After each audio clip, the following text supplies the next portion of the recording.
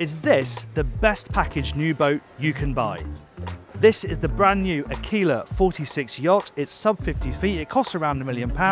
You can have it with a full beam owner's cabin or 5 cabins and a foil. Surely that's too good to be true. There must be a catch. Well, we're going to find out in this full tour. I'm Jack Haines, you're watching YachtBuyer.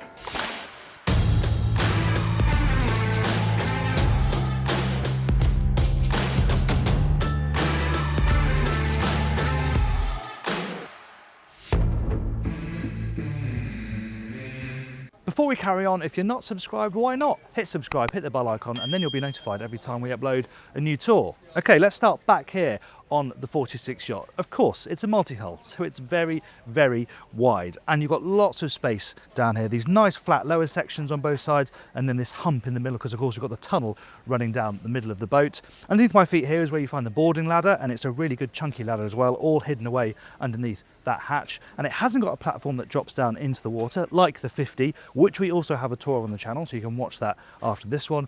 Here you have Aquila's own tender launch system. So you've got a crane up there, that pops out, hooks onto the tender. It's got about a 450 kilogram lift capacity, and you just drop it on here. It's all controlled from a switch up there in the cockpit. And that is next to the deck shower. So once you've been for a swim, you can stand here and have a little wash off. And the cockpit is a space where you really feel the beam of this multi-hull. So let's head in there. Though you can spec this boat so that you can have crew on board, it's mostly going to be run by owners, I would say. So things like crewing and running the lines are important. Nice to see that you've got a nice big cleat here, you've got your big fair lead, and there are cleats down at lower level as well, which gives you a bit more adjustment if you're moored stern to. It would be nice to have somewhere to stow the lines around here, but at least you can sort of arrange them on here so they're off the deck. Now this boat replaces the 44. They sold 200 of those, a really, really popular boat, and it is bigger in all directions. It's a metre longer, half a metre wider, more fuel capacity, and you can really feel that here. And it's things like having the bar that give it a bit of a big boat feel, bit of a cliche phrase, but it does. Having these lovely chunky bar stools you can draw up here.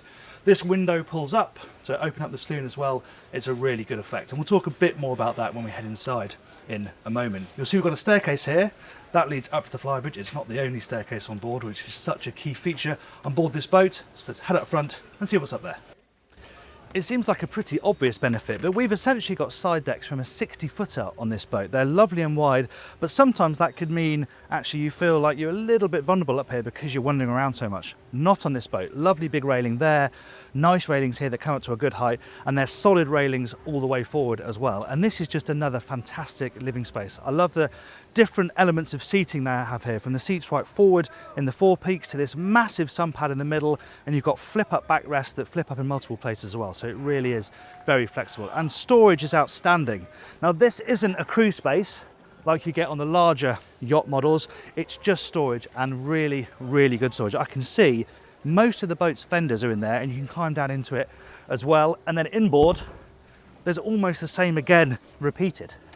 So another lovely big hatch that again you can drop down into if you think this is very popular in charter markets where you're going to have loads of water toys on board, and even owners who want to live on board for a long time. Having this amount of storage space is absolutely invaluable. And then of course in the middle you've got your access to the anchor chains, and the storage is repeated on the other side as well.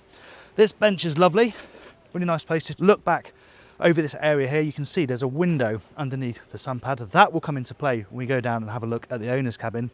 And one of the things they did in improving this over the 44 was increase what they call the bridge clearance, so the height off the water, because that can be a bit of an issue with catamarans, the sneezing effect they say, as waves get caught underneath. Well, this is now, according to Aquila, the highest in the class, so that shouldn't be as much of an issue.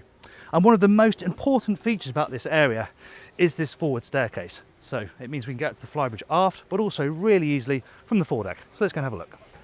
What you're seeing here is the real benefit, the ease with which from this upper helm you can get down to the foredeck. As the captain, you have to run down the aft deck, round the side deck and up to the front. I can be down there in a matter of seconds if I need to help out with the crewing. It's brilliant.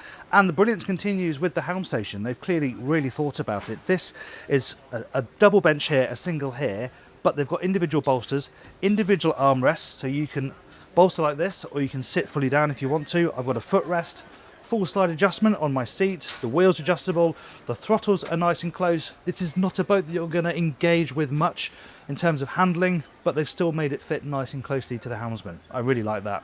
Screens are good as well, two nice big rain marine MFDs. You've got your Volvo screen in the middle as well for your engine information, the manual compass, a couple of nice deep cup holders that are big enough to hold devices, though there is also a dedicated slot for your device down there where you can charge it, and lovely chunky handholds as well. It all comes together very nicely. Now in terms of performance, it's a shaft drive boat. You can have Volvo 320s, 480s, which is what this has got, or Yanmar 550s.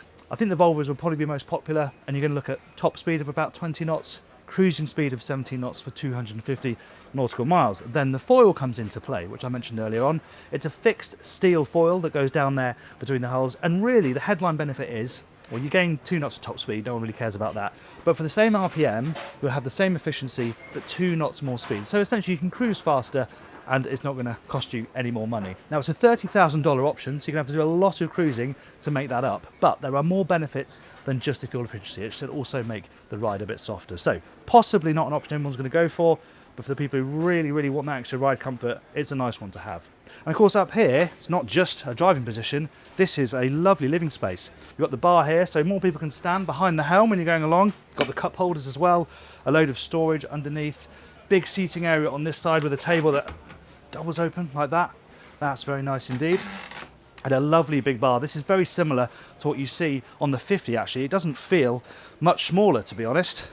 You've got your lovely grill back here, double grill out the back of the boat, sink over there, cooling space arranged underneath, and then a nice big slab of sunpad as well. But even that has got thought. They've got armrests in there with cup holders, so you don't have to move anywhere to keep your drink nice and safe. The other thing is the height of the hardtop. On boats this size, often feels like it's just above your head, but they've got really good clearance on this. It's a really impressive space. And the final thing is you can fully enclose it with these Stratoglass covers as well, so you have got a bit of weather protection up here. Pretty good. Let's see what it's like inside. Right, into the saloon, and the thing that strikes you first is just how big this galley area is. There's so much countertop, and crucially that connection out to the cockpit. I mentioned it out there, but you see with this window open, they managed to remove the upright that they've had to have on previous models as well. So that big open space is just fantastic. You've got the sink back here and looking out over the cockpit there, and lots of storage underneath the counter here, overhead, and underneath here there's a big amount of storage too. And the oven down under the counter, microwave up there, induction cooking as well. The fridge is separate over on this side, big American style fridge freezers, an ice maker in there, and it's supplemented by a cooler down here, a wine cooler. So you're doing pretty well for cooling space, and nice big bottle storage here too. Over on the starboard side, this is an adjustable table, so that can drop down, you can fill it in and make a daybed because the TV swings down from the ceiling over there. So if you want to watch a film at night, you can make that into a nice comfy crash out pad. And then over here, we find even more storage. This is a really deep locker because you have the back of the oven here. So you've got all this right underneath the counter. You can load it with stuff, really deep drawer underneath this counter too. You've also got the C-zone control, so this is all the boat's management system. The nice thing about this is you have modes, so you can have shutdown mode, you leave the boat, press one button, everything goes off. You arrive, wake up mode, everything goes on, and you're ready to cruise. You're not having to do individual switches to turn the boat off and on. You've also got VHF down here and your Fusion stereo. Now, there is the option to have a lower helm. They've built, I think, 25 of these thus far, and no one has spec'd it because they're generally going to fair weather areas, charter boats, nice sunny destinations. So most people will do all the driving from up there, especially as you can cover it. And you have the helm, well, you're losing the storage, and it's just gobbling up a lot of space that people probably don't want to sacrifice, given you've got that nice helm up there. But of course, you've got the windscreen, so if you do want to drive from down here, you can. But really, it's not an option that most people are all that interested in. Okay, let's go look at the cabins. This is what they call the landing. This links all 3 cabins on this boat. You can have it with 3, 4 or 5 cabins. And if you want to really see those in detail, I'll go to yachtbuyer.com. You can see all the deck plans together. You can also compare the boat to its rivals and also the Aquila 44 to see what you're getting for your money with the new one. We're going to start with the starboard guest cabin. The only real difference between these 2 cabins is that in the hallway of this one, you have the washer dryer at the bottom and storage above. But in terms of floor space, they are identical. And I can't tell you the improvement in recent years for guest cabins on multi-hulls. These used to be poked into the corners of the hulls. Now look at the space you get on a sub 50-foot boat. It's pretty amazing.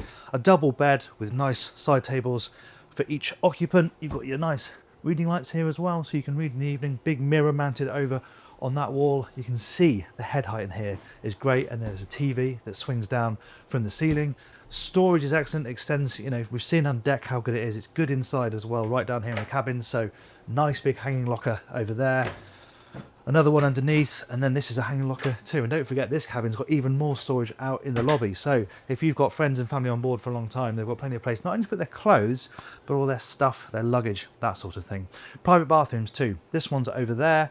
You've got separate shower cubicle, toilet, and there's even more good storage in there as well. It is very, very impressive, but not quite as good as the owner's cabin. So let's head there. What we have here is one of the most comfortable owner's cabins in the class, and it's split as well. You've got the bureau work area down on that side, the bed in the middle with, you know, good head height so you can move around the bed really easily, and it's a really big bed too. And then down here, the bathroom, which sort of comes out into the cabin as well. Space for twin sinks. The toilet is a totally separate compartment right forward. Nice big separate shower cubicle aft as well. It's just remarkable room for a yacht that is sub 50 feet. Now, it's not all on one level. That's the benefit of having the bigger 50 yacht. We've got to make sure there are benefits to buying the bigger boat, and that's one of them. It's all on one level. But the windows in here, I mean, you see from the outside the profile, the glass they've got in this thing, and that big picture window over there is spectacular. And you've got the glass up there as well. I mentioned it on deck. The glass they've got underneath the seating, well, that means natural light in, but when I'm standing here, I can see out, so it doesn't feel too claustrophobic. And if you want to add the cabins, you're essentially going to sacrifice these spaces. This is where they work the extra cabins into, 4 cabins or 5 cabins, and that 5 cabin arrangement has already proved a pretty popular charter arrangement, as you can well imagine. It's pretty amazing living space. Let's check out the engine rooms. A couple of things before we look at the engine room. There's a massive storage hatch in the middle here underneath my feet. One thing I did notice, they could maybe have integrated this deck drain a little bit more cleanly, made it out of teak or synthetic teak like the rest of the deck, because at the moment it really stands out like a sore thumb. And in terms of engine room access, you've got 2 enormous hatches, obviously one on both sides because the engines have a hull each. We're going to drop down into the starboard side one. Well, the benefits of being a multi-hull extend all the way down to the engineering space. Look at the amount of room inside this starboard engine room. I'm just crouching for the camera. If I stand up, I can stand up fully, especially right by the hatch. It's amazing. And these, you know, generally look quite big blocks on a boat of this size, but not here. They are just lost in this space. And even if you have the bigger Yanmar 550s, you're still going to have plenty of space to get around them. I can see and get to the shaft really easily. The generator is mounted here, loads of space around that to work on it as well. You see the big stainless steel fuel tank over on that side with the fuel filter over there with a nice clear bowl, so I can check the quality of the fuel. Really, Aquila, this sort of detail has come on leaps and bounds in the last few years. This is a really high quality engine room space, and you've got another one identical over there. It's pretty amazing. Aquila had its work set out to improve on the 44, but it feels like they've managed to do that in pretty much every area, so big tick in the box there. Now, of course, there are compromises with cats. If you want to travel at more than 20 knots, well, you can't really do that with this boat. The handling is going to be pretty sedate, and of course there are concerns about handling it around a marina because it's that much wider. However, if you want the most living space possible for this size and this budget, I don't think it gets much better than this right now. Let me know what you think of it in the comments below, and if you were looking for a 50-footer, whether you go multi-hull or monohull. Thank you very much for watching that tour and review of the Aquila 46 yacht. If you want to see our tour of its big sister, the 50 yacht, I'll put that up there. If you'd like to subscribe to our channel, you can do that by clicking up there. Thanks again for watching. I'm Jack Haines. This is YachtBuyer.